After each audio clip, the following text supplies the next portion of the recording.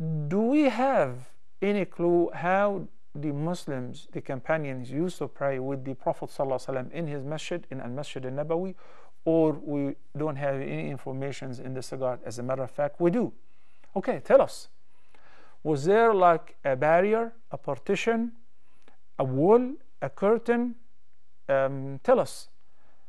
Rasulullah sallallahu alaihi wasallam said the best of the rows of men are the first and the best of the rows of the women are the last, in order to create a natural gap in between, so that men would pray up front, then children, then women.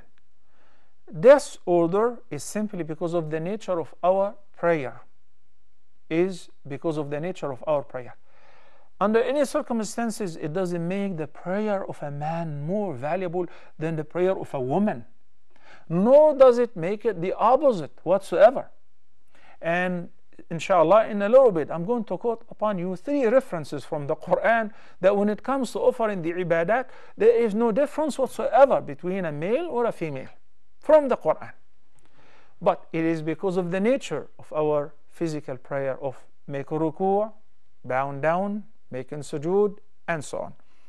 There was no barriers, there was no curtains, there was no partitions whatsoever, but there was the natural separation through having the minors or the children in between, and recommending for women to pray in the rear of the masjid, and recommending for men to compete over praying in the first row. Then obviously the best is the second row, the second best, and so on.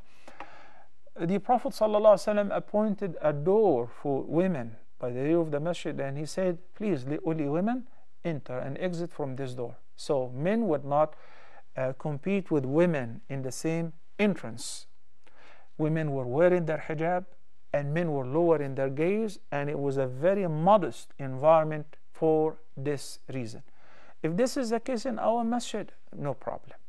If in our masjid that some sisters do come not wearing properly, and we're not stopping anyone from coming to the masjid, and I urge those who are running in Islamic center, especially in the West, to be welcoming the comers, not repelling them and warding them off, even because of the way they're wearing.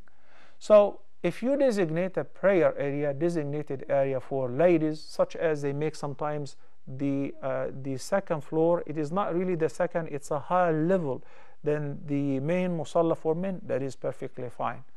Having a room where they can see us and they can see the musalla and they can see the imam, where they can have their children, and there is like a soundproof so it would not affect those who are praying, that too is fine.